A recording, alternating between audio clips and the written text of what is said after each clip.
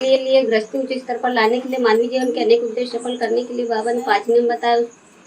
उसमें से दूसरा नियम है सत्य मर्यादा प्रेम सेवकों और परिवारों में स्थापित करना। सत्य मर्यादा प्रेम सेवकों और परिवारों में स्थापित करने का मतलब वही कि जैसे हमने इस मार्ग को स्वीकार किया तो हमने सत्य बोलने का कार्यकर्ता जी को वचन दिए, तो हमें ये वचन को हमेशा हमेशा के लिए याद रखते हुए एक भगवान के कार्य करते रहना चाहिए।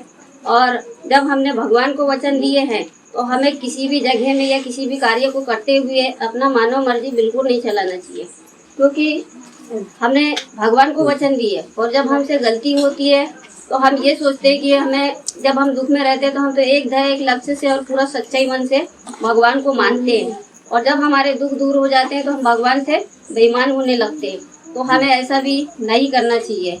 हम ये सोचते हैं कि हमें कौन देख रहा है, हम जो चाहे वही अपने मन में जो आता है वो करते रहते हैं, लेकिन सेवक को भगवान और भगवान की नज़र सेवक के ऊपर पूरी रहती है।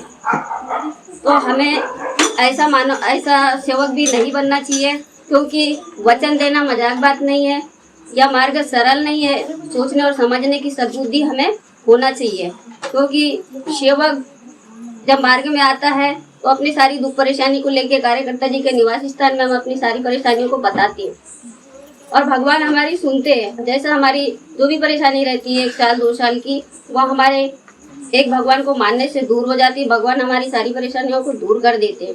तो हमें जब हम सुख में आ जाते हम भगवान से दूर होने लगते। अब कौन करता है समय पे, कौन उठता है, यह सारी चीज़ हमारे अंदर धीरे धीरे करके मोह माया अहंकार यह सब चीज़ लालच यह भी आने लग जाती है। तो हमें उसी दिन को याद रखना चाहिए कि जिस दिन हम दुख में थे और भगवान के सामने गिड़गिड़ाते हुए एक मन एक लक्ष्य एक ध्येय से एक भगवान को मानने का वचन दिए, तो हमें इसी वचन को हमेशा हमेशा अपने अंत समय तक ध्यान रखना चाहिए और अपने परिवार में भी सत्य बोलना चाहिए। या अनेक वाला भी है तो उसके साथ में भी सत्य बोलना चाहिए, प्रेम पूर्वक व्यवहार करना चाहिए, चाहे वह व्यक्ति कैसा भी हो। हमें यह नहीं सोचना चाहिए कि वह तो हमसे लड़ाई किया था पहले, वह चीज़ को हमें दोहराना नहीं चाहिए, क्योंकि उससे हमको नमते हुए बात करना चाहिए और अपने नमने की प्रवृत्ति दिखाना चाहिए। क्यों उन्हें भी लगना चाहिए कि नहीं, यह परमात्मा एक का सेवक है और यह पहले कैसा था और अभी कैसा है। अनेक वाले को भी यह हमारी स्वभाव समझ में आ जाता है कि यह मैं इससे बात नहीं करता, लेकिन देख उसमें कितनी नमने की प्रवृत्ति है, जो हमारे सामने हम इससे बात करना नहीं चाहते फिर भी वह नमते हुए हमसे बात कर रहा है। यह हमारी परमात्मा एक का परिचय होता है। तो हमें कार्यकर्ता जी के आदेश अनुसार जो भी कार्य दिए भी जाते हैं, हम कार्यकर्ता जी को बोलते हैं कार्यकर्ता जी मैंने ऐसा की मैंने वैसा की, लेकिन हमसे जो गलतियां होती है वह गलती को हमें छुपा कर बिल्कुल नहीं रखना चाहिए, क्योंकि वो कैसी भी गलती हो हमें कार्यकर्ता जी को फ़ोन से बात कर लेना चाहिए। यह समय है तो कार्यकर्ता जी के निवास स्थान में जाके बैठ के हमें माफ़ी मांग लेना चाहिए। माफ़ी मांगने से हमारी जो हमसे जो गलतियाँ हो जाती है, गलती तो हमसे रोज़ होती है क्योंकि हम कर्मकर्ता मानव हैं, हम यह नहीं बोल सकते कि हमसे गलती नहीं होती, दिनचर्या में गलती होते रहती है।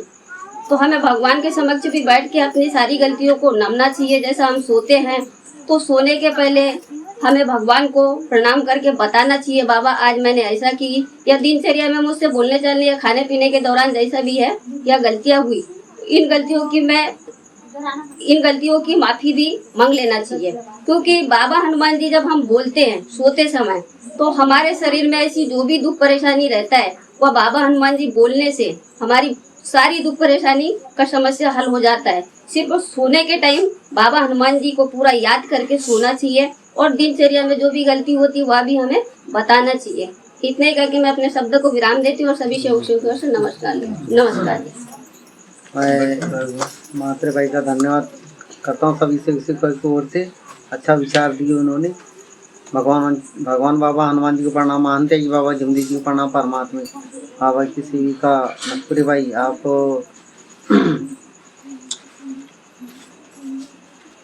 दूसरा तत्व बताइए और इसमें विचार देंगे। ठीक है, माफी भगवान बाबा हनुमान जी को प्रणाम, मानते जी बाबा जमदी जी को प्रणाम।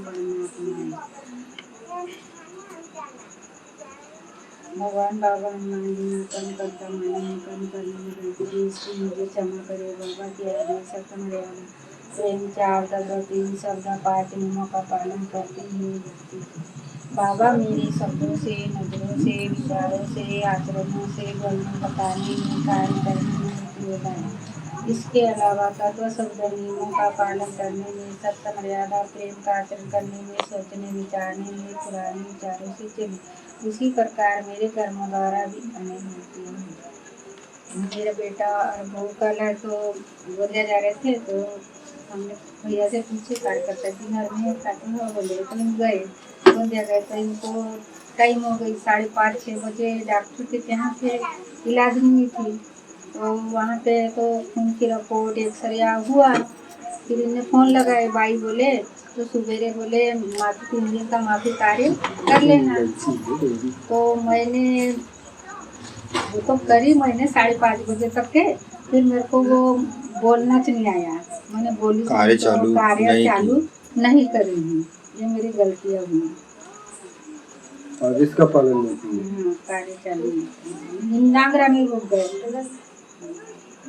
देखो क्या कार्य अगर फिर कार्य का आप सेवक जी ने लिया आपके यहाँ, हाँ और वो सबसे बड़ा महत्व हमारा सबसे पहले कि घर जरूर से जाना चाहिए कार्य लेके। सबसे बड़ा ये है, सबसे बड़ा महत्व है कि सेवक सबसे, अगर आपको कितने ही बड़ा काम आ जाए, आपको पहले कार्य लेके घर में ही उपस्थिति देना पड़ेगा आपको। आप जा भी रहे हो बाहर में तो फिर वहाँ पे आपको प्रणाम करके जय घोष करके बाहर निकलना पड़ेगा घर से, क्योंकि मार्ग की सिकवन ये कहती है।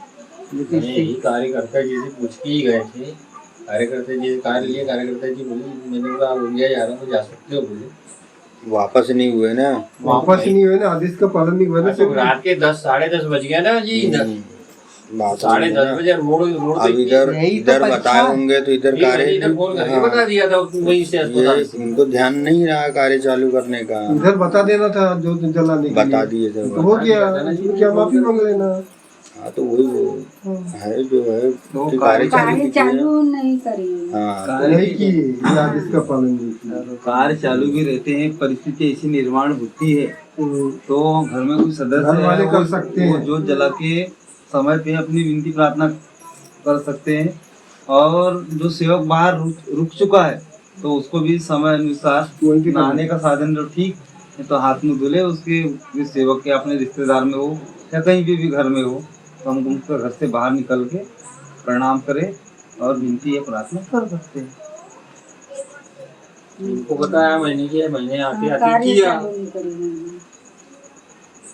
बड़ो आगे गलती को मैं स्वीकार करूँ, इन गलतियों को भगवान बाबा हनुमान जी क्षमा करे। इसी तरह मान त्यागी बाबा हिंदे जी क्षमा करे, कार्यकर्ता जी क्षमा करे, सहकार्यकर्ता जी क्षमा करे, यहाँ पर उपस्थित बाबा के समक्ष सेवक सेविका क्षमा करे। ऐसी विनती करती हूँ, ऐसी गलती मैं अपने जीवन में दोबारा नहीं करूँगी। बाबा के आदेश सत्य मर्यादा प्रेम 4 तत्व 3 श्रद्धा 5 नियमों का जीवन में पालन करूँगी, ऐसा मैं सत्य वचन देती हूँ। इसे मैं अपने जीवन के अंत समय तक नहीं भूलूंगी। भगवान बाबा हनुमान जी को प्रणाम, मान त्यागी बाबा हिंदू जी को प्रणाम। परमात्मा भगवत प्राप्ति के लिए निष्काम कर्म साधने के लिए बाबा ने 4 तत्व दिए, उसमें से दूसरा तत्व है जीवन। विचार बनी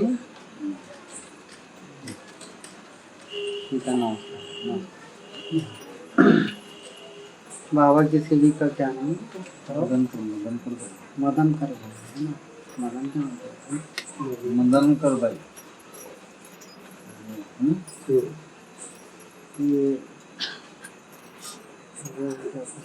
आप बताओ जी, 3 शब्द बताओ। भगवान बाबा हनुमान जी को प्रणाम, महान त्यागी बाबा हिंदू जी को प्रणाम। परमात्मा संचालक मोदी जी ने पूछे हैं कि 3 शब्द क्या है? 3 शब्द भगवान बाबा हनुमान जी को प्रणाम, महान त्यागी बाबा हिंदू जी को प्रणाम। परमात्मा बाबा ने भगवत गुण के 3 शब्द दिए, अपने परिवार सेवकों में सत्य बोलना, मर्यादा का पालन करना, प्रेम के साथ बात करना। इसका पालन करता है तो क्या मिलता है? भगवान 24 घंटे अपनी बात रहते हैं। और ये क्या है? ये क्या है? 3 शब्द जो बताया आपने क्या है? बाबा के गुण हैं, बाबा के गुण नहीं है, भगवान के गुण। भगवान के गुण। नमस्कार।